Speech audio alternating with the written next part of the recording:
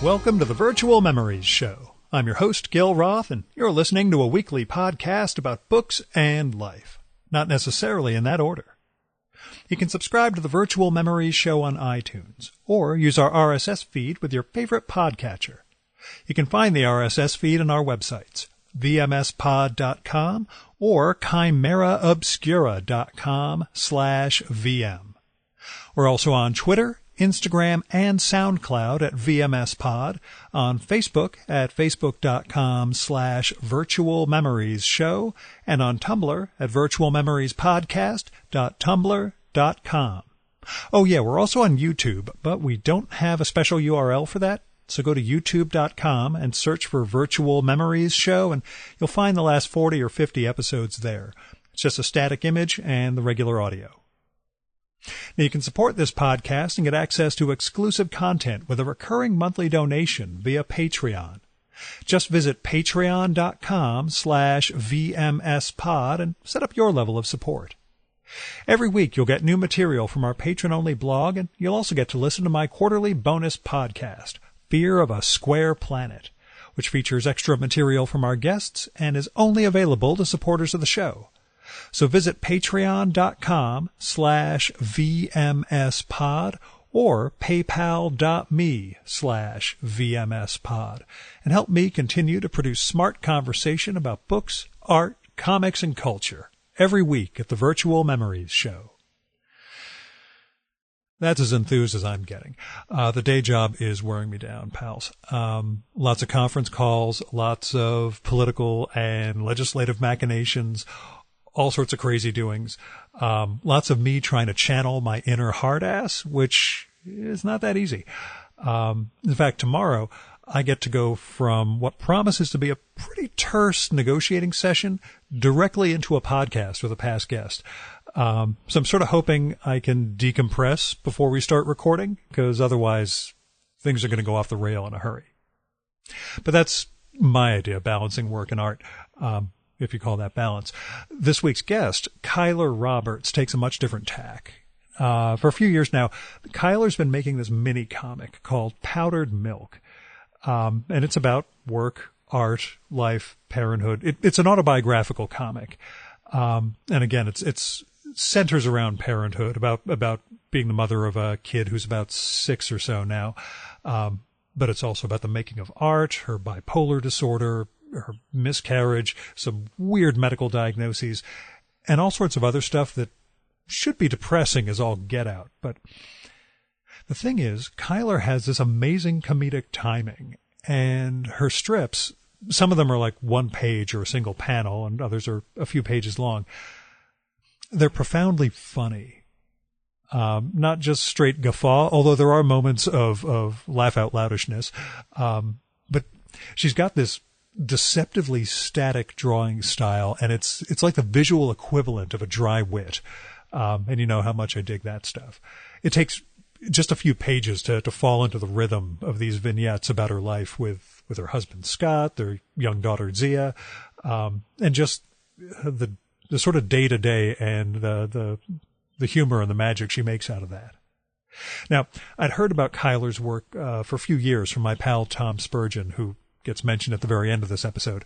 But I only finally checked it out when I met Keiler and her husband and their kid at Cartoon Crossroads Columbus last fall.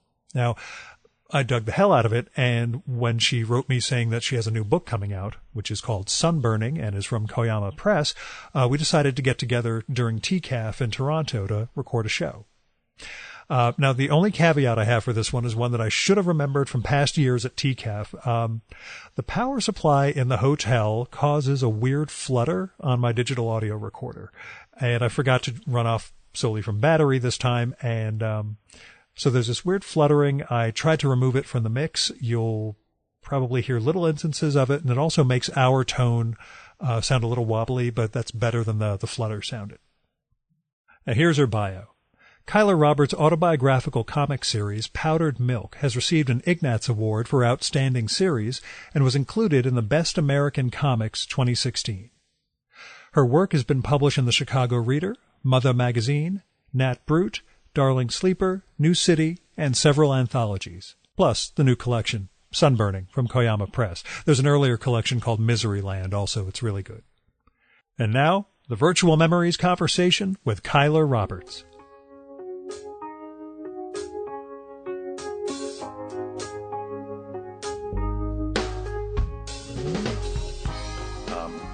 I let guests know in advance. Again, if you want to ask me anything, feel free.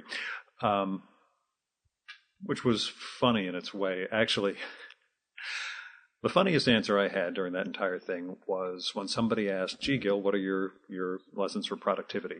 How do you manage to get all this stuff done? Yeah. And I said my three big lessons were, A, I don't drink anymore, so I get an extra hour or so that the rest of you don't have. B, I have no social life and don't really interact with people because of where I live and all that. This is my social interaction. And third, the biggest one is I don't have kids. And if you do have kids, I tell them, get rid of them. They'll keep you from getting anything done. You'll never manage to do anything. You, on the other hand, you can't get rid of them. You can stop drinking. Yeah, I figure, but you've managed to actually make art out of the fact that you have a kid. Well, at least the kid inspires what you make in terms of art. But you haven't made it kids say the darndest thing. I hope not. Yeah. You're on. Okay. Yeah. Am I sitting in the right... You can move in a little bit if you don't mind. But how tough is that? Doing strips about motherhood, about family, about the kid, without falling into the obvious traps? I don't think it's hard. I think I write what comes naturally. I do a lot of editing. I guess, when I sit down and look at my roughs, there are certain ones that I feel just hesitant to get started on for inking, and I don't have to know why. But if I hesitate enough times, I think this definitely has to just be cut. I don't have to ever figure out why. And a lot of times it probably is because it's maybe too cute or too personal, or it might just be too boring, or it might be actually too emotional. If I write something in the heat of the moment, because it's too emotional, it actually ends up being boring. So all that stuff gets cut out. There's a lot of people that post about their kids on Facebook. So I would compare that to Kids Say the Darndest Things. It's funny if you know the person or their kids. But I think the drawing changes it. I think when you see the whole scene, it becomes something that's more specific. And I think that takes it out of Kids Say the Darndest Thing. Mm-hmm. Yeah. How did your drawing style develop? I know you started as a fine artist. Yeah. We'll say fine in bad quotation marks and painter before moving into cartooning. But where did the drawing style come from? And does it bear relation to the painting that you've been doing previously? I think I've always done some form of realism, and I think my drawing style is it's basically as realistic as I can draw without a lot of photo or other kind of resources. I'll look something up if it's a car or a house or something, or if it's some character that I've never drawn before, I'll look up their picture and try to get their bone structure and stuff in the simplest way possible. So it's just the best I can do, which is it's a really straight way of drawing, when I started, I did think about style during the first few months, but I settled into something pretty fast, which is basically just avoid anything that seems like stylization to me. So if I was even adding texture or cross-hatching, eventually I stopped doing that because that was some form of stylization. And that's the thing that makes other people's work really good a lot of times. Well, I wonder, what was the impetus to avoid that?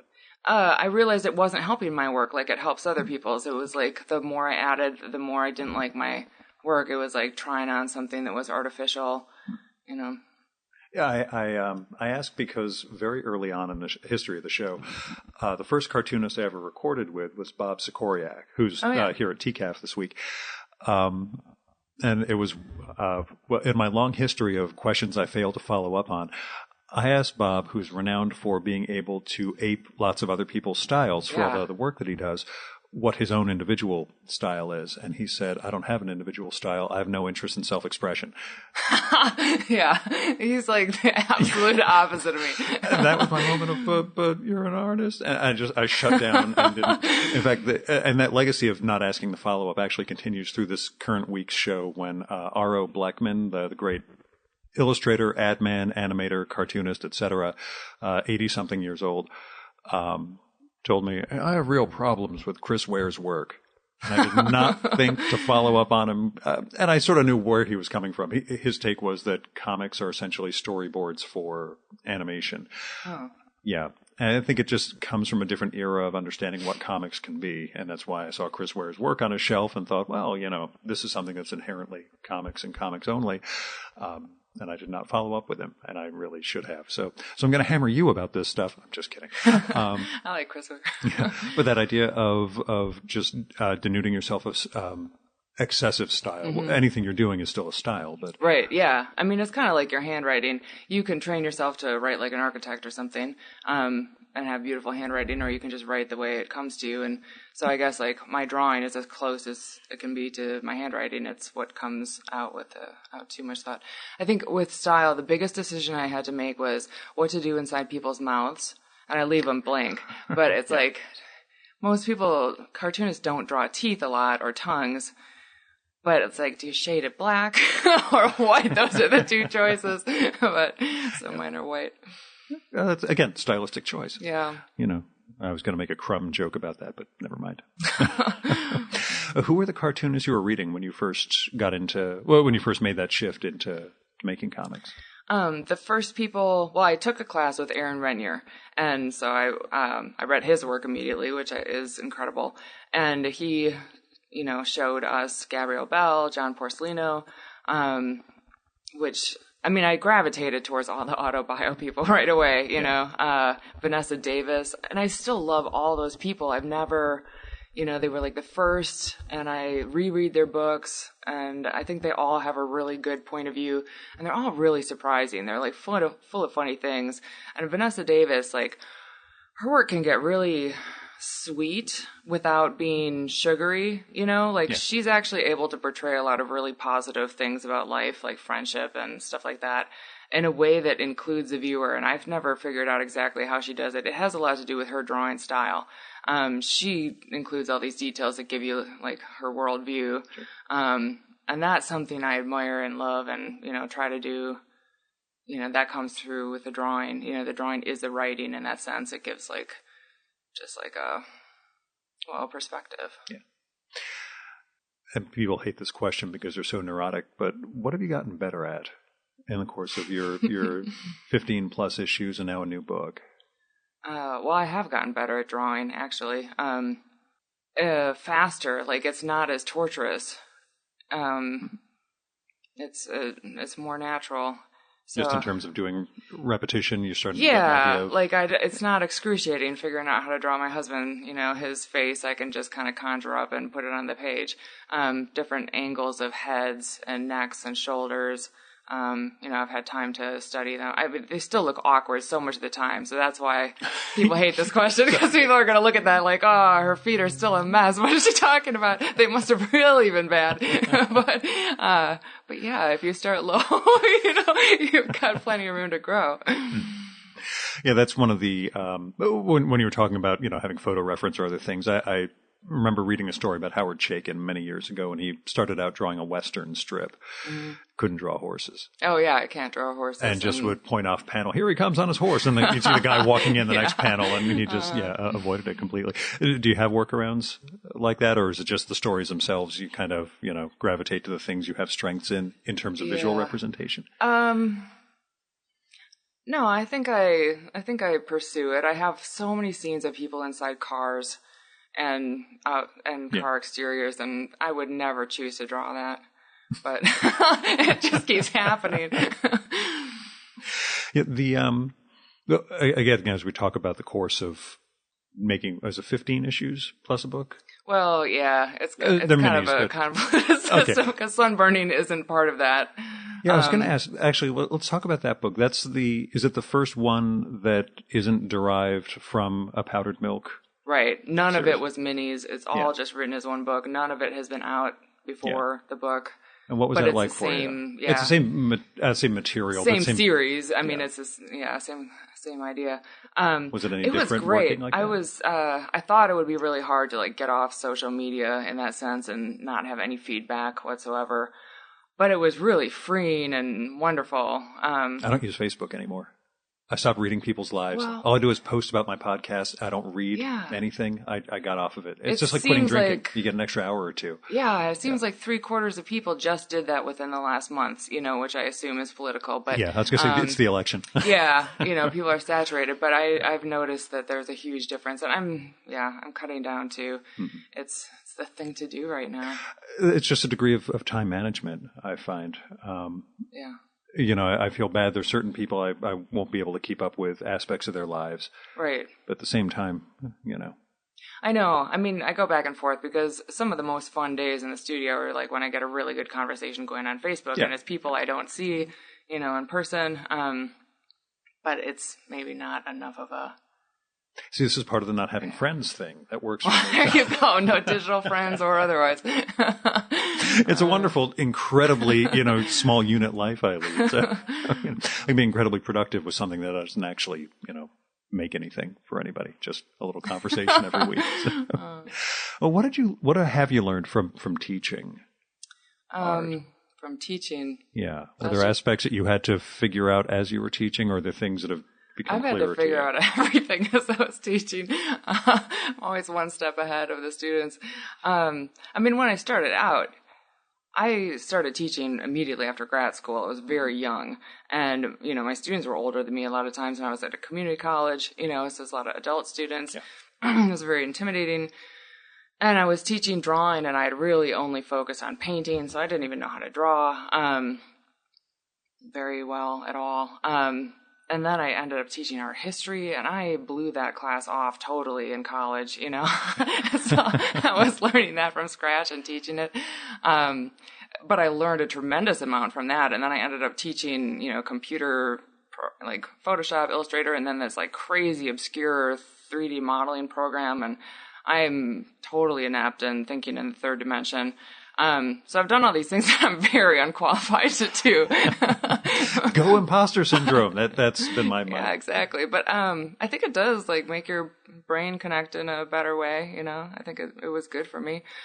Here's the thing I've learned from teaching that's more valuable. It has reinforced that people are very unpredictable.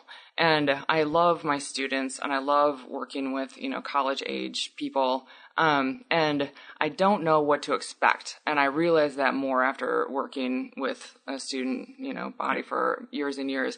As a lot of times the person who comes up and is the most annoying for the first week becomes my favorite student. Mm-hmm. And I, even their ID pictures, you get the sense of who they're going to be. Are they smiling for their picture? Or are they not?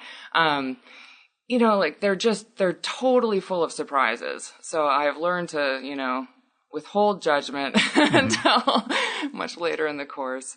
Weirdly, did any of that help with parenting? Yeah, it helps. Okay, so I sit at playgrounds and I judge other parents, and it has, that's what you do. Yeah. What else are you gonna do? So I've heard. Yeah, I try not to be on my phone the whole time, so it gives me time to look around and overhear conversations, and I'm so harsh, and I'm judging them for the stupidest stuff. If they're too friendly with their kids, I think just stop talking to them, ignore them a little bit. And then if I meet the parents and get to know them at all, I usually like them. I like people I know. But it's when I'm watching people, it's judge. So hopefully, No, I feel tremendous about this experience now. I'm going to end up in one of her panels. This is going to be awful. Yeah. No, I don't write about judgment. I don't want to seem hideous. They'll all figure you out. Yeah. Yeah. But yeah, so let's see, horrendously judgmental on the playground, but okay in person. Is that pretty much the? Yeah, I like people. Yeah. What's the convention and festival experience like for you? I ran into a really good moment last night. I got here and I was just it's been a week and a half of not sleeping, and I'm usually a really good sleeper, and I just felt totally. You mentioned 9 hours a night in one of your strips. I was like, who the hell gets 9 hours with a kid? I don't understand. Because you cut out those things. Yeah, it's true. It's probably different things for me. I cut out all popular culture, all news. I never know what's going on in the world. That's good, actually. Yeah, and I don't watch TV that much anymore. there's like, I put my daughter to bed and then I've got like half an hour and then I go to bed. There's no extra time, but I need to sleep a lot. So I just, I've just had this fatigue all week. But then last night I had a lot of fun, and it's so cool to be here with everybody. It's really exciting it's so different than it was a few years ago when I only knew, a couple people at conventions, and it was really nerve-wracking. I still get nervous walking from table to table. I'm comfortable behind my own table, Really? and I'm comfortable with people that I've met before, and I'm comfortable when people come up, like strangers, That's funny. to me. I would think it would be tougher for you having people keep coming into your life as opposed to you moving into theirs. But the difference is I have a role in my own table. Sure. Anytime I have a job to do and I know what it is, I'm fine. But if, do I want to buy this book? Do I not? Do I, do I insult them by putting the book back down on the I table? hate that. Yeah. So I just... Having been on the receiving end, you get it the other way. It's not that big of a deal on the receiving end. I mean, I totally understand that people aren't going to buy every book they look at, and they should feel like they can pick things up and like explore while they're there, and all the artists are there. So like, I completely get it, but I hate. I don't know. Anyone seeing that you're being judgmental. This is great. I'm detecting an ongoing thread here, Keiler. Yeah. But what was the great experience, or was it just the general hanging out with people and having a good time? Mm-hmm. Okay. Yeah. Because, nobody wants it. What happens at TCAP stays at TCAP, I think is the motto that Chris came up with. Artistic idols of yours whom you've gotten to meet? Oh, it never goes well. Please dish. No, I mean, there's another area that's like very awkward and I don't say the right thing.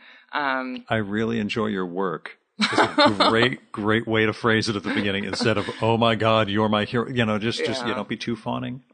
But yeah, I should know what to do. I mean, I think like the way to compliment people is to say something really specific about their work, because it shows that you really read it. But like the 9 hours of sleep thing. Yeah, exactly. I'm super flattered that that's the thing you know about me. And you have the great panel jump in this book of yours, where it just has a caption 7 years later, which is just one of the funniest moments in the entire shebang, where you manage to No time. Thank you. But meeting your idols? Yeah. Were there ones who freaked you out? I imagine seeing a blurb from Roz Chast on the back of this book was one of those. Oh God, I cried so hard.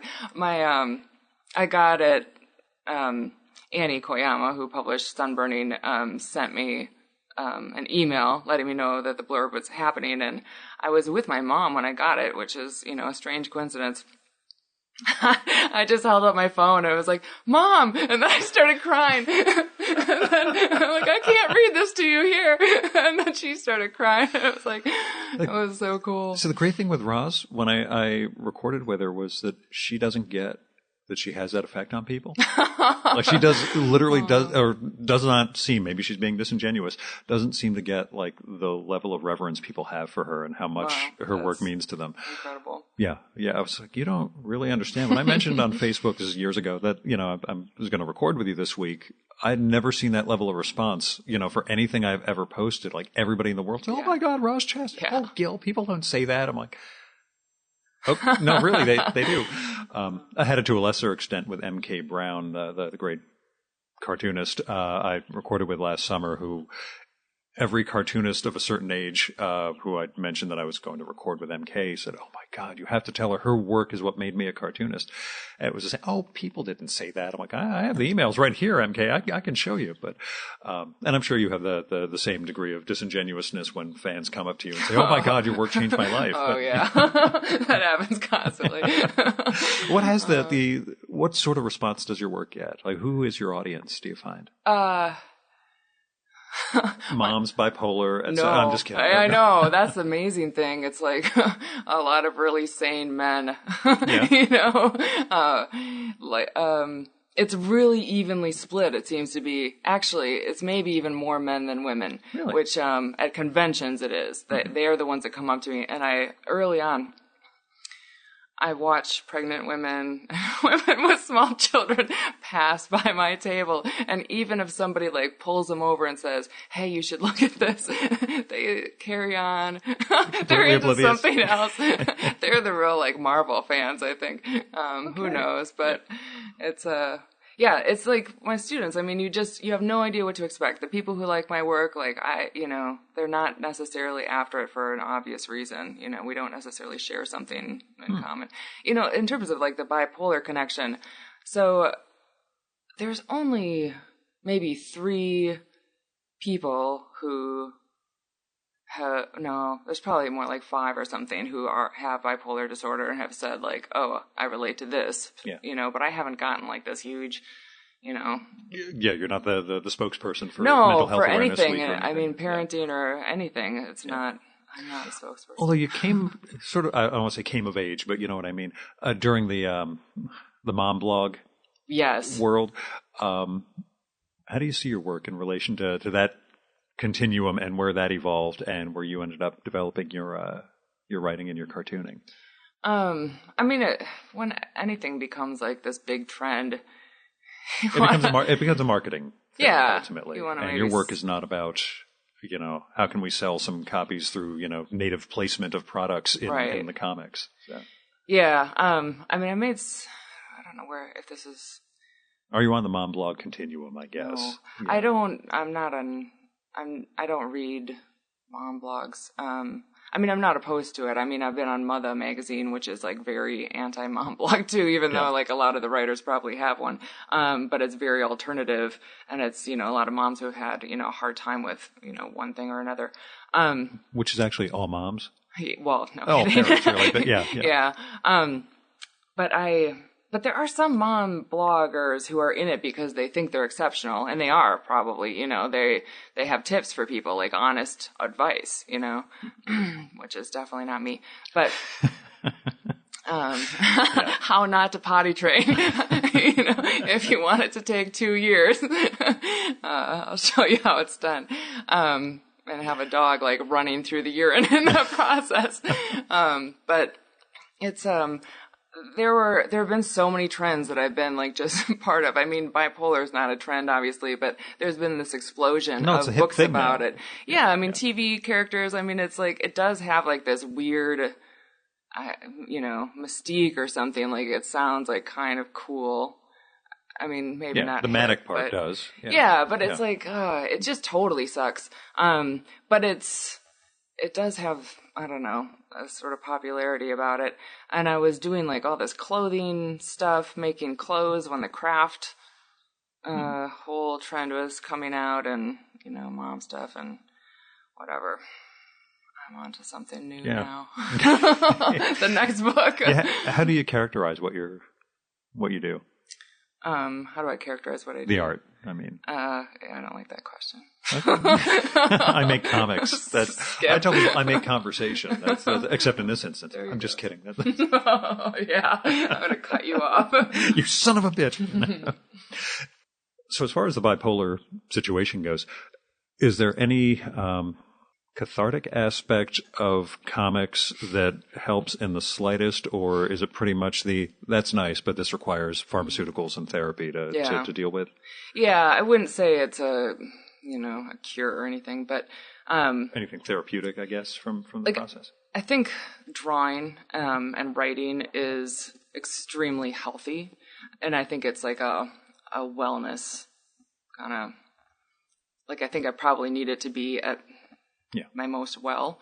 But when I'm in like a crisis mode, there is nothing that will help me. It's just like, I gotta cope with this. What are my coping skills? Yeah. I gotta remember right now. And it's not drawing, like in that moment, it's like breathe, or listen to music or something. I've got to take myself out of my head.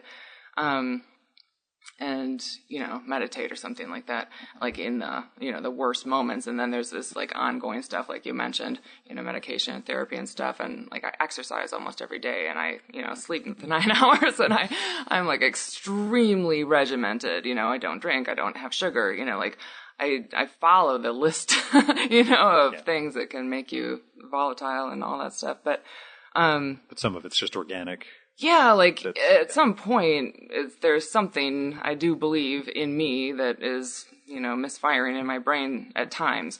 But there's also like all this normal time, and I don't have the worst case of it. There are people who are on like 12 medications and like it totally dominates their life. I've never been psychotic. I don't have bipolar 1. I have 2, which is not necessarily like less bad, but it's not ruled by the kind of like extreme mania. Sure. It's more depression and stuff like that. And I have a ton of anxiety. I mean, that's like but that's us. A lot of people have that. Yeah, it is. I mean, anxiety is like this condition that a lot of people don't even see as like a problem.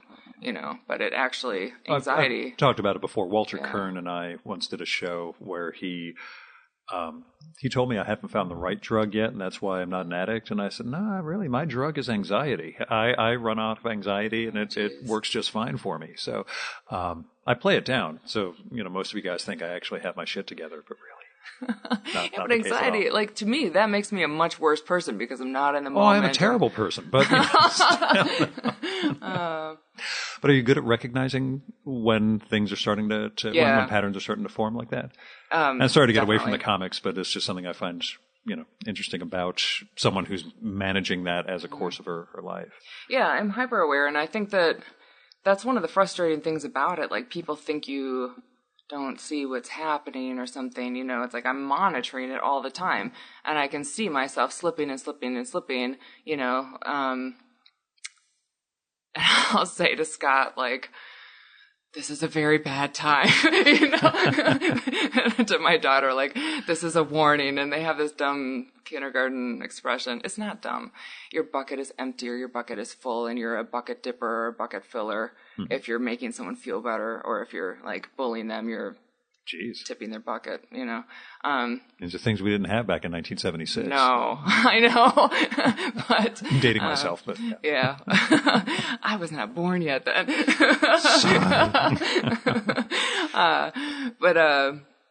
So I'll tell her like, my bucket is empty. No, you need to fill it up.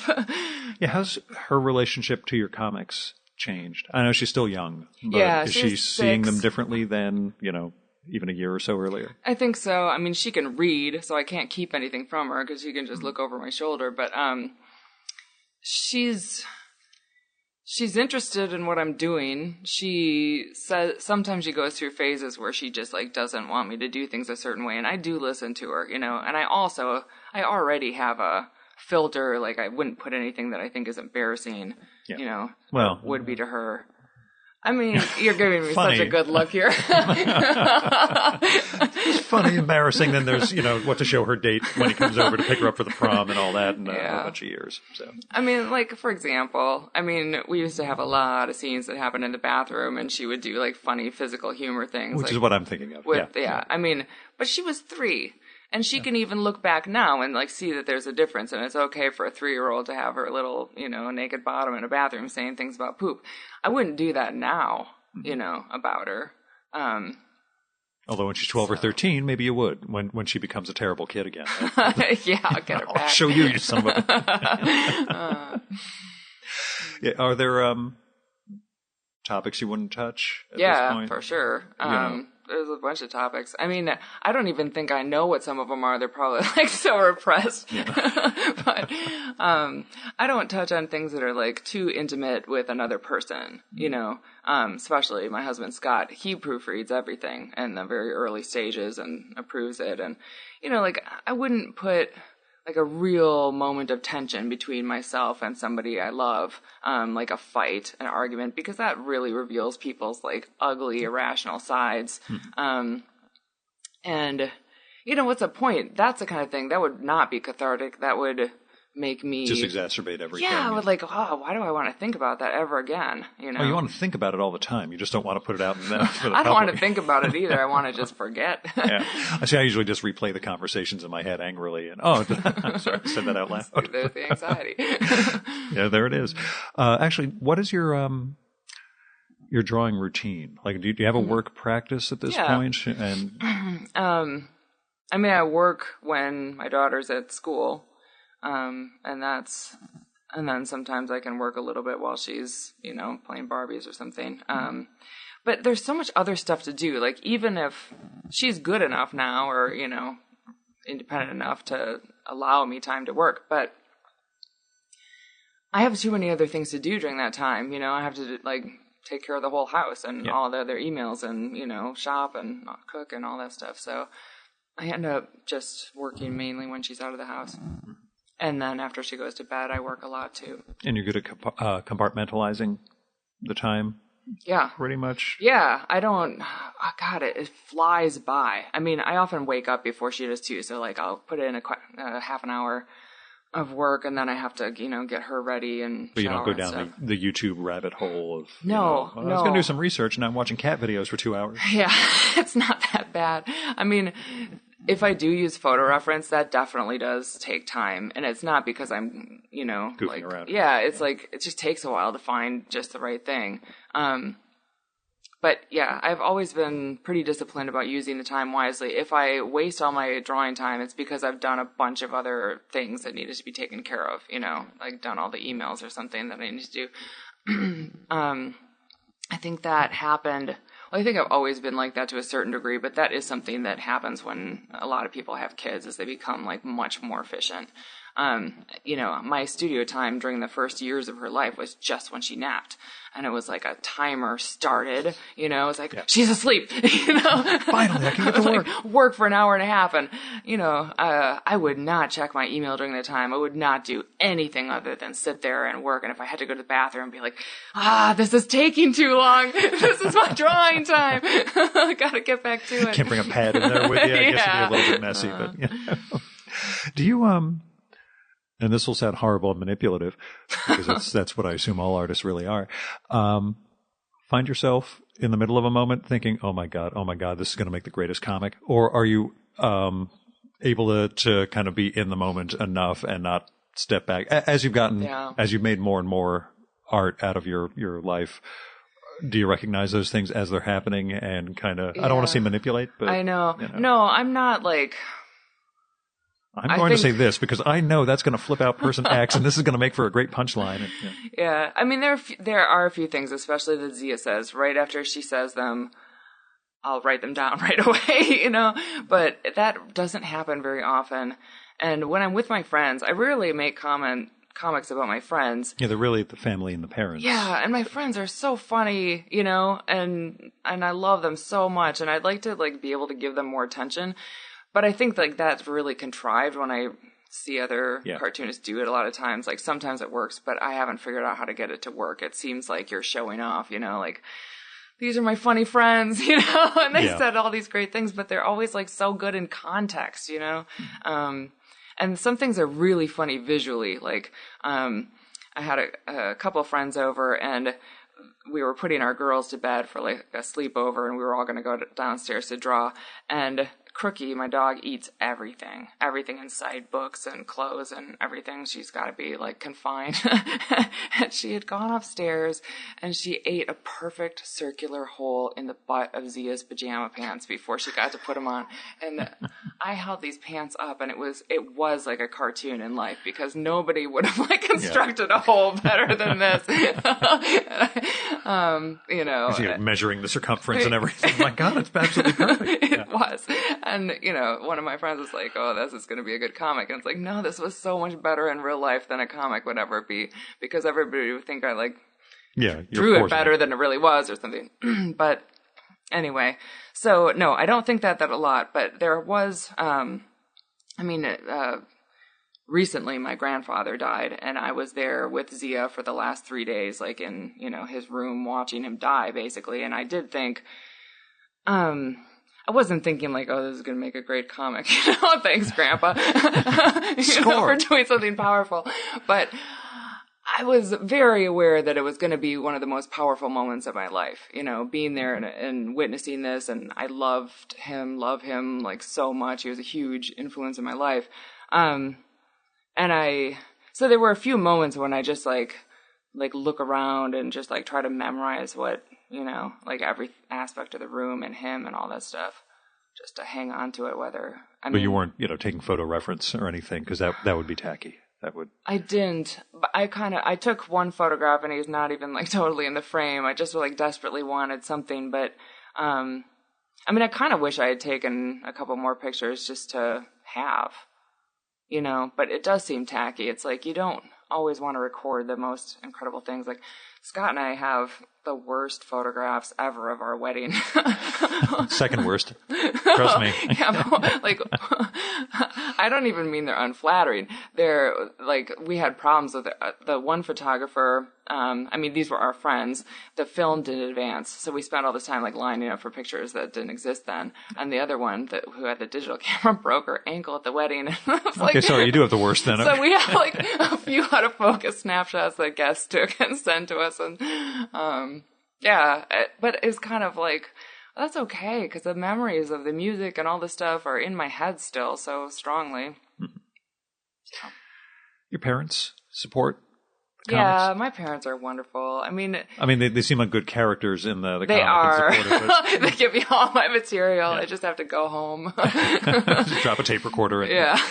They supported the art education and the, you know, well, we don't know how you're going to make a living in comics, but okay. Yeah, I mean, I guess I went into art education as an undergrad student, and then I got so into my painting class, eventually I just decided to get an art degree, and that was like the scariest moment because I thought, well, career path. Here we go.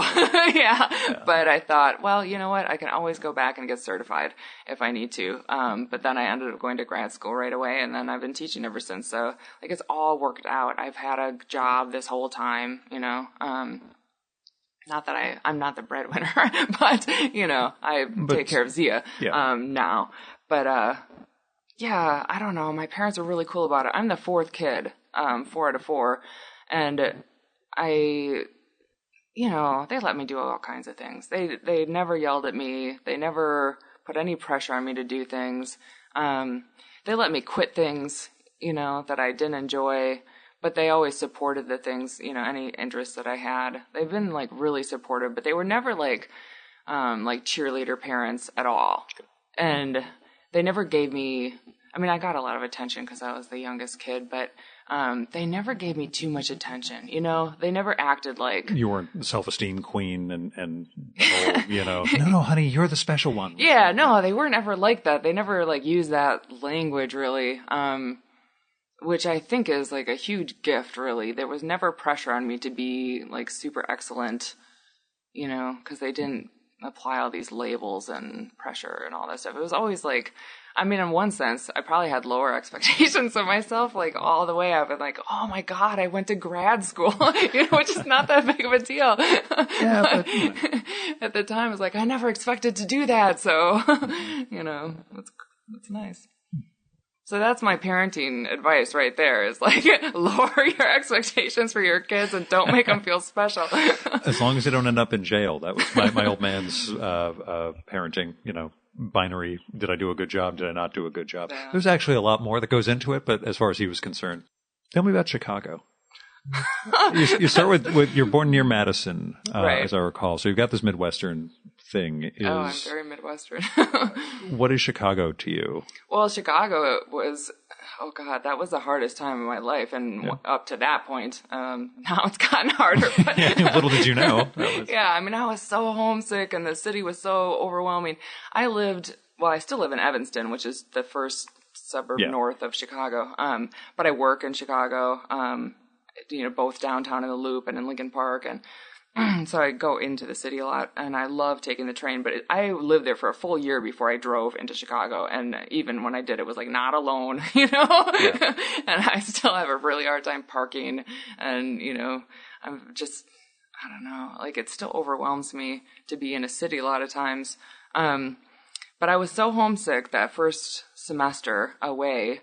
You know, I had this like tiny little apartment, and I was nauseous, like super nauseous for months, you know, and just like it was very hard to handle the homesickness and all that stuff. And, you know, a lot of my friends were like moving to New York and LA and stuff to, you know, pursue real art careers, you know, and I couldn't imagine doing that, you know, like why is that?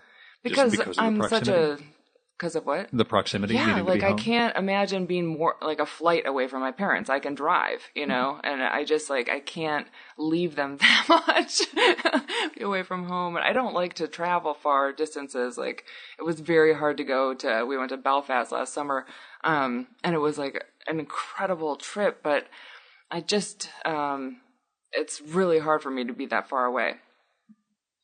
So I always felt like a baby because of that, you know, like I'm this fragile little being, but I've gotten over that to some degree. Like everybody's got their stupid thing, you know. You made it to Toronto. I'm here. Yeah, that's a pretty short flight. Was it difficult for you though? Just even that idea of no, going somewhere? I mean, it's like a little weird being away from my daughter. My parents are babysitting her this weekend, but I mean, I know she's, you know, having excellent care, and you know, it's a relief to not have to think about her and this at the same time. She usually comes with us to all the conventions. Yeah, I met her at the Columbus Expo last fall. Yes. So. How does she, and again, she's got a limited sample set of experience. How does she deal with the con festival thing? She's really good compared to kids her age. I mean, we lucked out. Like, she's able to tolerate this stuff, and she can sit still for a really long time for a kid her age, you know. I mean, she uses the iPad and stuff at conventions. But she's a really good sport. She loves to draw, you know, so she can sit still and draw for a really long time. And yeah, your husband's an artist too. Are you pushing her into the family business? No, we're not pushing her to do this stuff at all, but it's like we've got pens in every room. Yeah. You know, Stop her every time she tries to make art. That's yeah, you know, yeah, no, kid, don't do that. Stop, yeah. Here's a wrench. Figure out plumbing. Yeah, I know. Yeah, she's making something every moment, and it's always a mess in the house. I mean, I do like yell at her for having too many papers around, you know.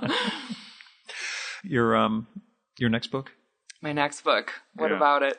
It's done. No, it's not done. What are you working on? I am working on another book. I thought you were working on a long form thing, but I wasn't 100% sure.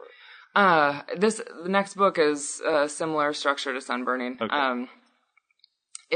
I was going to do a memoir after this, so I wrote the whole thing, and then it was like 150 pages, and it had been trimmed down to like 12 pages, and then all this new stuff was added to it to make it not a memoir. There was last summer, it was one of those times in life when everything seems like it fits together in a very narrative way. Mm-hmm. And even the things that aren't that related seem like, you know. You could draw a connection. Yeah, and it was like kind of a crisis moment, crisis months. And it seemed like it had some meaning, maybe overall, which is what a memoir is, mm-hmm. Specific period with a meaning. But I don't believe in that, and I wasn't able to write it in an interesting way. And I'm so much happier with the way everything's turning out, like going back to the structure that I'm familiar with and leaving a lot of transitions to the imagination. So, do you think of or had you aspired to long form? No, I never aspired to it. It just seemed like the moment was. It was, you know, you have this period of your life and you think it seemed portentous and this is something to experience and remember and, I don't know, document in some way. And then you realize, and I did. I mean, I documented it in 12 pages, so that's enough. And is done or? No, I have to ink half of it, but it's all. Yeah, what's your drawing thing? Paper, scan, etc. Bristol board, micron pen, scan, cleaned it up. Mm-hmm. Pretty. I'd never know because I always get surprised by who works with a computer, who works directly into the computer. Oh yeah, no, paper. I could not do that. Yeah, there's like a little disconnection between the stylus and the drawing, and that drives me crazy. Yep. Again, no idea. Yeah, so. I also hate looking at the screen too much. I mean, just like the amount of time I have to be on to like clean things up.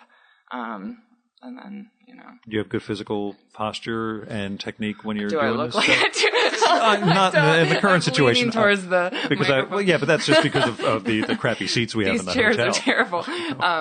But that's a Kyoto Wilberg thing. Bob Sikoriak's wife has I've read those. Which I assume, you've. I have, and yes, I have. Do you practice safe cartooning? I do. I have a good system, and my husband just got me a very nice chair to help my posture because I was having horrible back pain leading up to this also. Yeah. Okay, so now I feel bad. I'm going to subject you to... No, it's all going to come back to it. No, my back has been good. So... That's something. What do you wish you could draw better? one thing, as opposed to, oh my God, everything. I could name something I draw well, and then we could just like assume that the rest. Well, people. I would like to draw people better, especially from different angles. Especially people standing, men standing still. Actually, any person who's not engaged in some kind of big gesture is very hard to draw. But then again, you don't want to fill your pages with that anyway. Unless you were Italian. I'm just kidding. People gesticulating wildly all the time. Yeah. No, I mean, it is much easier to, like, Scott is always holding a cup of coffee in every scene, and he usually is at home. It's empty, but he's just walking around with a mug. Kind of does. Like, he just keeps reheating it. But that's much easier than just, like, having somebody stand. Mm-hmm.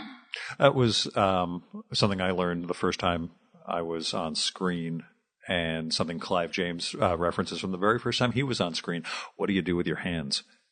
If you're on a panel or something and you're being interviewed, do you gesture? Do you put your hands underneath? And you people can't even see what she's doing right now. It's incredible. But, I have a nervous habit of just touching my fingers and thumb and just rubbing them back and forth. And I do it on panels. And I also, I get extremely cold when I'm nervous. Yeah. So when I'm on a panel, like, I want to be wearing my coat and constantly trying to warm up. I'm like shivering.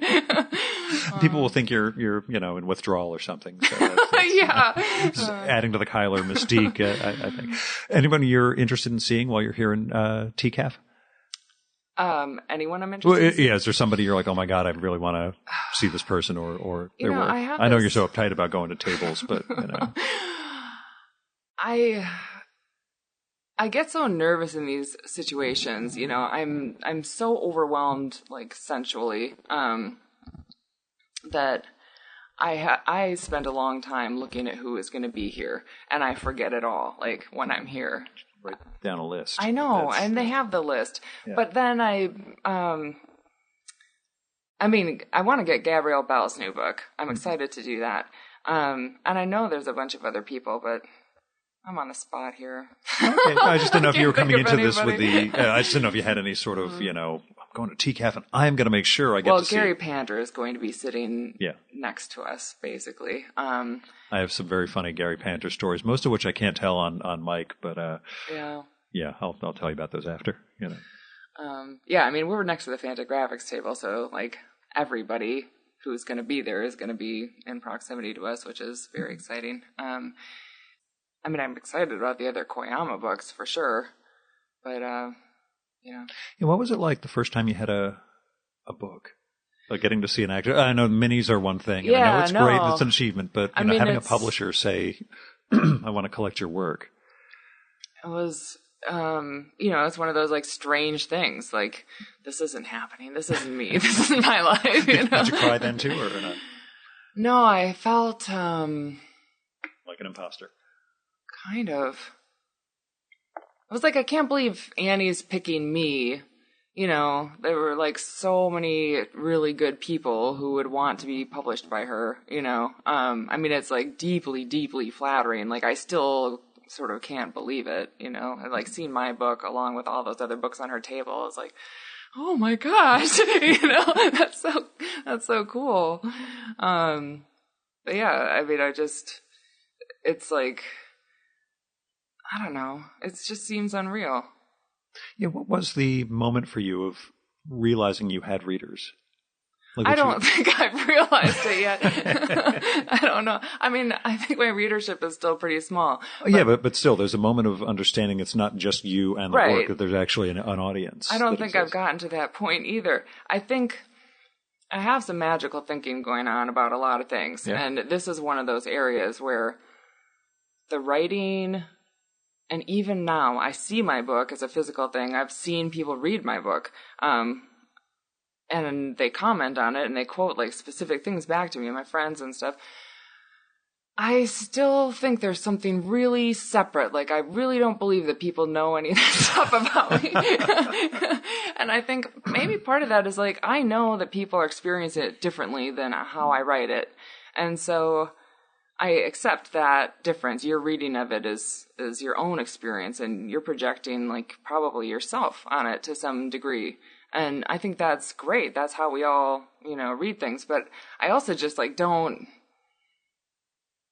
it's just like a form of denial. I was going to go with dissociative syndrome to go along with the bipolar, but I've got so many syndromes. I don't this need isn't actually a another podcast. one. I'm an underground therapist. Yeah. But yeah, that sense that you have fans, like people actually like your work and dig your stuff. Is that a fear of too much approval, or no, not wanting to? I mean, it's so much. The context matters. You can feel like amazing one moment because, somebody, like if I meet somebody, a cartoonist that I admire and they already know who I am. I mean, that's amazing. That makes me feel like the first time I met John Porcelino, like he said, "Oh, I've been meaning to contact you because I want to, put your stuff in my distro." And I was like, that's so cool. But then, like, I went to Chicago Zine Fest, which is a great event, but it's very humbling in some way, too, because, like, people didn't know who I was, and they're just walking by the table, and, like, it's, but you can still be in, like, a convention setting, which even is, like, a select group of people who are reading this type of thing, it's, and they don't care, Yeah. So it's like, that won't change, like, if you took even like a star and put them in some room full of people. Yeah. There'll still be a degree of but you're not the guy who's on TV show X. Like there's always some group of people who's like not going to be your audience, I suppose. I really like it when like my friends' parents who have no knowledge of comics or anything like my work, because it's totally unlike, they haven't read other they don't have alternative comics. This reminds me a lot of King Cat. That's not occurring to them at all. And then they, it's like this totally different thing for them, and that they can like access it and get something from it. Like that makes me feel really good. But I mean, obviously, like the fact that Annie liked my work was huge. Tom Spurgeon was a really important person for me. I mean, he still is, but it was when I was self-publishing. He came up to me, it was actually TCAP 3 years ago, and he said, what's your plan? What's your ambition? Yeah. And I said, I don't know. I'm just going to keep doing this as much as I can. And he said, you're going to keep self-publishing, or are you looking for somebody? And I said, yeah, I'm just going to keep self-publishing. And he said, what you're doing is perfect. Just keep going. Like it's credible. You can self-publish, Yeah. And I got, I accomplished a lot that way. And that was like so validating. And I had an agent before that, and I worked with this person for like 6 months, and, they represented like huge people, and I thought, oh, this is going to be this big thing. And it totally fell apart, and I was very disillusioned about it, but I was still like feeling like happy to be self-publishing again and not have to deal with somebody, but a little bit like, well, that didn't work. Is this what I've got ahead of me? Yeah. So I hope this is okay. And, Tom in that moment, at the exact right moment, giving me that kind of affirmation, was really good. And then it wasn't that much longer that Annie emailed me. So cool. That was good. I'll let you get down to TCAF and sell some books. Thank you. This was so nice. It's so fun to talk to you. Cool. Keiler, thanks so much for coming on the Virtual Memory Show. Thank you.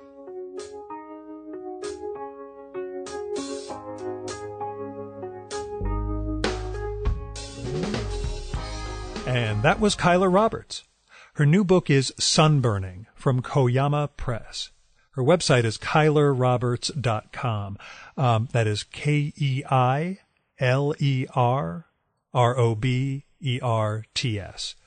You should check that out because it's got links to a lot of her old work. You should also check out her previous collection, Miseryland, and the earlier installments of her Powdered Milk mini comics.